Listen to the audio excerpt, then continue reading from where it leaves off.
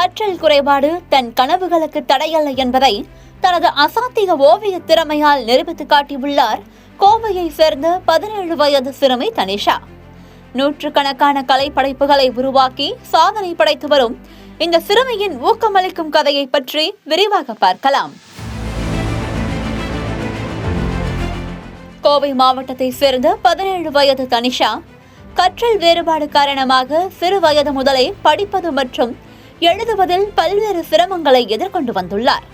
மற்ற குழந்தைகளைப் போல விரைவாக கற்றுக்கொள்ள முடியாமல் கல்வி சார்ந்த பதற்றத்தையும் மன அழுத்தத்தையும் அவர் சந்தித்த நிலையில் அவரது பெற்றோர் அவருக்கு முழு ஆதரவாக நின்றனர். தனிஷாவிற்குள் மறைந்திருந்த ஓவிய திறமையை கண்டறிந்த பெற்றோர் அவரை தொடர்ந்து ஊக்கப்படுத்தினர். பெற்றோர் தந்த நம்பிக்கையால் சிறகடித்த Tanisha oil painting, acrylic, coffee painting, clay sculpture மற்றும் வயர் ஸ்கல்ப்சர் என பல்வேறு கலை வடிவங்களில் நூற்றுக்கணக்கான கண்கவர் கலைப்படைப்புகளை உருவாக்கி அசத்தியுள்ளார். தனது போராட்டங்களையும் கனவுகளையும் வண்ணங்களாக மாற்றியுள்ள தனிஷாவின் பிரம்மாண்டமான ஓவிய கண்காட்சி கோவையில் நடைபெற்றது. இதில் திரளான பள்ளி மாணவ மாணவிகள் கலந்து கொண்டு அவரது படைப்புகளை ஆச்சரியத்துடன் பார்வையிட்டனர். கற்றலில் வேகம் குறைந்தாலும் திறமைக்கு எல்லையில்லை என்பதை நிரூபித்துள்ள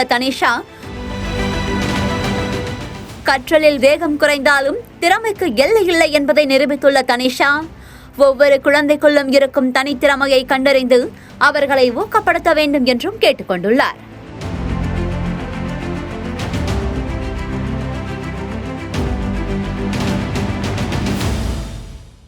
ஹாய், நான் தனிஷா. நான் 6 வயசுல பெயிண்டிங் பண்ணுறேன். என்னை பொறுத்தவரைக்கும் painting is a very good medium of expressing your thoughts. என்ன ஃபீல் ஆனாலும் நான் என் பெயிண்டிங் காமிச்சிருவேன்.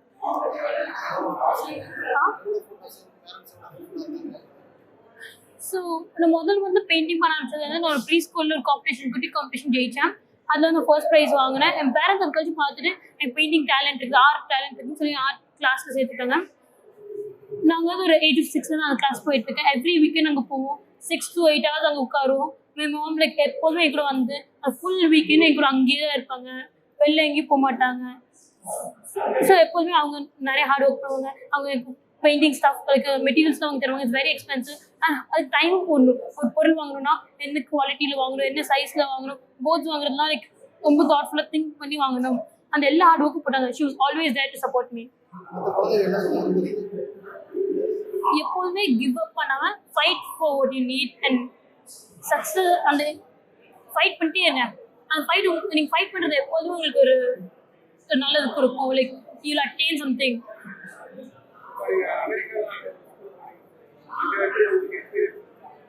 ஸோ எனக்கு லேர்னிங் டிஃபிகல்ட்டிஸ் இருந்துச்சு. எனக்கு இங்கே இந்தியாவில் அதை பற்றி வெளில சொல்ல கொஞ்சம் பயமாக இருந்துச்சு. ஸோ எப்படி சொசைட்டி ரியாக்ட் பண்ணுவாங்க, அவங்க எப்படி ரியாக்ட் பண்ண கொஞ்சம் பயம் இருந்துச்சு. அதனால் பெருசாக இதை பற்றி சொல்லலை. ரொம்ப கம்மி பேருக்கு தெரிஞ்சு. அப்புறம் நான் யூஎஸ் போகும்போது என் ஃப்ரெண்ட்ஸ் வந்து அவங்களோட like flaws and strengths and weaknesses எல்லாத்தையும் அக்செப்ட் பண்ணிட்டு அவங்க நார்மலாக சொன்னாங்க. எனக்கு மாதிரி இந்த மாதிரி படிக்கிறது கஷ்டம் இருக்குது. ஆனால் அது நார்மலாக சொன்னாங்க. அது சொல்யூஷனும் அதுக்கு ஒர்க் பண்ணிட்டு இருந்தாங்க. Very confident people. என்ன ஃபீலாக தான் சொல்லுவாங்க. அதை பார்த்து எனக்கு பயங்கர இன்ஸ்பயர் ஆச்சு. அந்த மாதிரி நானும் கான்ஃபிடென்ட் ஆகணும்னு நினச்சேன். நானும் கான்ஃபிடென்ட் ஆனேன். இங்கே வரும்போது அந்த மாதிரி எல்லா குழந்தையும் கான்ஃபிடென்ட் ஆகணும்.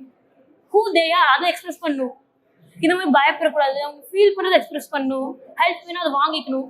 ஹெல்ப் வாங்கணும்னா பிரச்சனை சொன்னாலும் ஹெல்ப் வாங்க முடியும். ஸோ பிரச்சனை சொல்லவே இங்கே தயக்கம் இருந்துச்சுன்னா எப்படி ஹெல்ப் வாங்க முடியும்? அதுக்காக ஒரு அவேர்னஸ் ஸ்ப்ரெட் பண்ணுறோம். இட்ஸ் சொசைட்டி மேல் தப்பு இல்லை. தி நீட் மோர் அவேர்னஸ். அவங்களுக்கு அது கொடுத்து அவங்களும் சப்போர்ட் பண்ணுவாங்க. தேர் வெரி ஹெல்ப்ஃபுல். அவங்க தான் அந்த குழந்தையோட லைஃப்ல ஒரு பெரிய பார்ட். அவங்க சப்போர்ட் பண்ணால் அந்த குழந்தை எங்கேயோ போகலாம். ஸோ நம்ம கேட்குறது இதை பற்றி நீங்கள் ரியலைஸ் பண்ணிட்டு இதை ஹெல்ப் பண்ண முடிச்சுன்னா எல்லாருமே நம்ம சொசைட்டியில் இருக்கிற குழந்தைங்க தானே. இது பாப்பாவுக்கு வந்து 17 வயசு இருக்குங்க. அவங்க வந்து சின்ன வயசுல 3 வயசுலேருந்து வரைவாங்க. ஸோ அவங்க வரைகிறதுலாம் வந்து நான் என்கரேஜ் பண்ணிகிட்டே இருக்கும்போது நிறைய படங்கள் வரையும் போது அவங்களோட மனசில் உள்ள கனவுகள்லாம் இருந்தது. சரி, அதை வச்சு என்ன அவங்க சொல்ல வராங்கன்னு பார்க்கும்போது அவங்களுக்கு ஒரு சமுதாயத்து மேலே ஒரு சொல்லணுங்கிற ஒரு எண்ணம் இருந்திருக்கு. அது என்னன்னு பார்த்தீங்கன்னா, குழந்தைங்களுக்கு வந்து ஒரு படிக்கிற கற்றலில் வந்து ஒரு வேற்றுமை இருக்கும். ஒருத்தவங்களுக்கு வந்து விஞ்ஞானம் பிடிக்கும், ஒருத்தவங்களுக்கு வந்து பார்த்தீங்கன்னா வந்து கணக்கு பிடிக்கும். அப்போ விஞ்ஞானம் பிடிச்ச கணக்கு வரலையா, கணக்கு பிடிச்சவங்களுக்கு விஞ்ஞானம் வரலையா, அது மாதிரி ஒவ்வொருத்தவங்களும் ஒவ்வொரு பிடித்தல் இருக்கும். அது மாதிரி ஒவ்வொரு குழந்தைங்களுக்கும் ஒரு எழுதுறதுக்கு ஒரு சோர்வு இருக்கும். ஆனால் அவங்க வந்து கண்ணால் பார்த்து படிச்சுட்டு வாயால் நல்லா சொல்லுவாங்க. இந்த ஒரு வேற்றுமை தான் நம்ம வந்து ஒற்றுமையாக கொண்டு வரணும். அது வந்து டீச்சர்ஸ், பேரண்ட்ஸ், கவர்மெண்ட் ப்ரொஃபஷனல்ஸ் எல்லாருமே சேர்ந்து வந்தாங்கன்னா அந்த குழந்தைக்கு ஆதரவு கொடுத்தாங்கன்னா அவங்க ஒரு நல்ல வெற்றியாளராக வருவாங்கங்கிறத வந்து அவங்க ஓவியத்தின் மூலியமா காமிச்சிருக்காங்க. நம்ம வந்து வெறும் வார்த்தையால சொல்லும்போது கூட யாராச்சும் குற்றம் சொல்லிட்டோமோன்னு குறை வரும்.